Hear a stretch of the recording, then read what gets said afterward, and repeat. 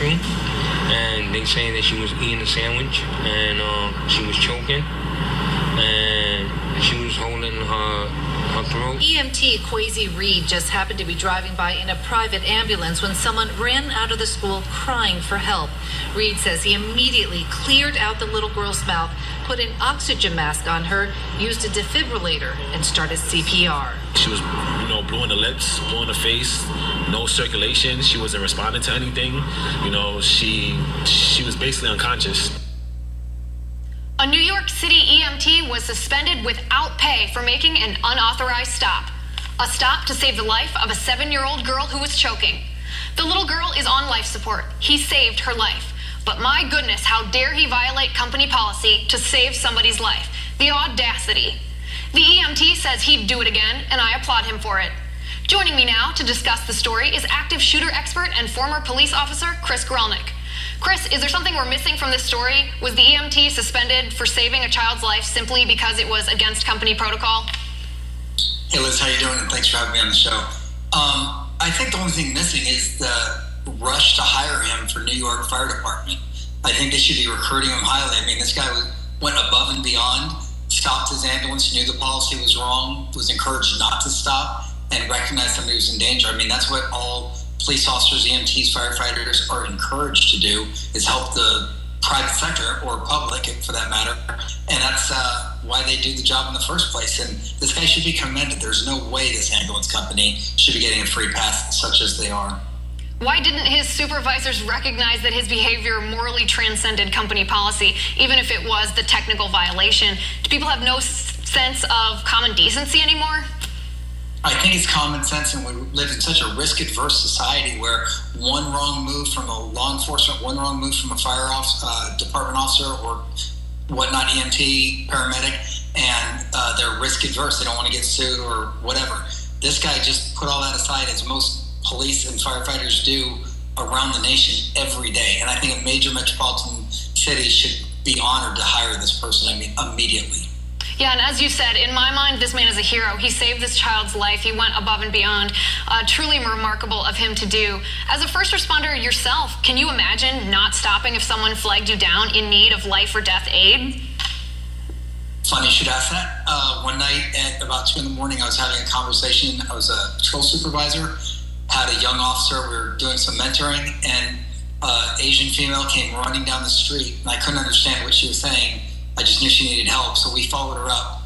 It wasn't necessarily against protocol, but we didn't mark out on the radio. We were already just pulled over on the street, and we found her daughter being viciously beaten by somebody. So we interceded.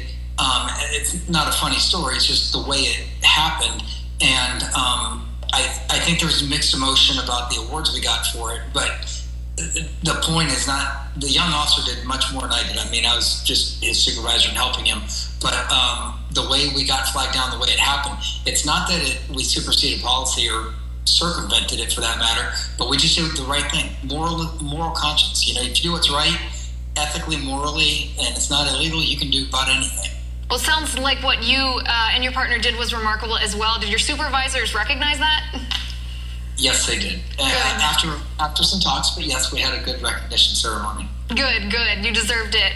So you served both as a first responder and as a police officer. So let's use that to segue a little bit into some of the mass shootings that have been happening.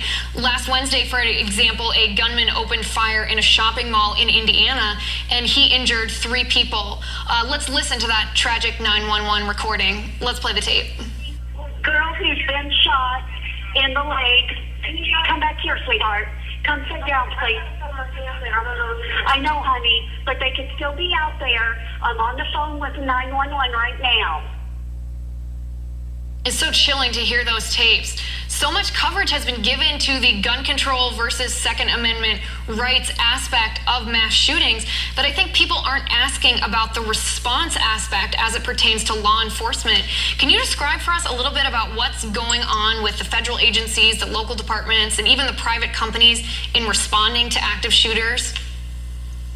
Yeah, Liz, this scourge is amongst us, and I do not see it getting better anytime soon. We spend an unspecified amount of money annually to train the responders for these things. And these, I call them these things, these incidents. They could be anything with a gun. We saw it in Oklahoma with a car. We saw it in China with knives. I mean, we even saw it domestically with knives. We saw it in Norway where a man with a boat with the strictest gun laws. They don't stop because we put laws on the books. I mean, I used to have a joke that if laws worked, we wouldn't need police to enforce anything because the laws work themselves. So instead of making it offhanded like that, we do exceptionally grieve for the victims, and then we study the behavior of the people that do these enormous acts, if you will, and they're egregious. And we try to drill down on what's happening and why they're happening. There's technologies out there like Guard 911 that can notify the location of an incident and say it has the potential to save people on a mass level. And while it's getting a lot of attention publicly, privately, the public side is not really embracing it yet, only because it transcends their coffers, if you will, because they're getting paid to respond. So few really want to look at the prevention. I was at the International Association of Chiefs of Police last week. It's in Chicago, and all the amazing technologies that are out there, they are really into mitigation, but a lot of them are selling the response model. And it takes these things 7 minutes to end, but 17 minutes for police to get on scene. Where should we invest our money? At the 17-minute mark or the 0 to 7 minute mark? And I would obviously argue from the 0 to 7. And as you know, on our website, safetosafest.com or activeshooterexpert.com, we give away everything. There's nothing to buy. There's plenty of information there to build a plan. And of course, we do private consulting and public consulting, as we've worked with it almost every agency now. So, and some agencies don't exist, if you will. So, I mean, while we're thriving in that arena, we really are trying to drive home the message. Look, technologies like Guard 911, glass shields like true armor that looks like tint, that's bullet resistant, bomb resistant. These things can help people survive, not only by the time, but have them get out. If it's happening on your left, get to the right. And some very easygoing training can make that happen. Yeah, 17 minutes seems like a very long time in a situation like that. What can we do if we're in this situation? How do we, the people, before law enforcement has the capacity to arrive, how do we best diffuse these situations or come out alive? Well, there's a lot of companies out there that teach active shooter prevention. And what they do is, unfortunately, they put you in situations that are similar to the actual shooting itself.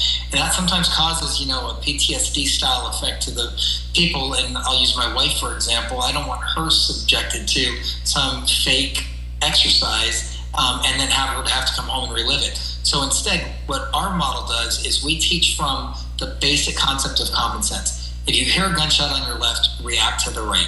And all you have to do is process the thought that something bad is happening. We need to react to that. If it's happening, we need to get away from it. So we move as fast as possible. And then we want to get home to our families, so we leave. And when run, hide, fight is a very good topic. It's trademarked, it's run by the city of Houston. But it's not all about running and hiding. You absolutely have to be smart. Be smarter than your adversary. These are not stupid people we're dealing with. Know where your exits are. Know the floor plans of where you're at, and have a family plan.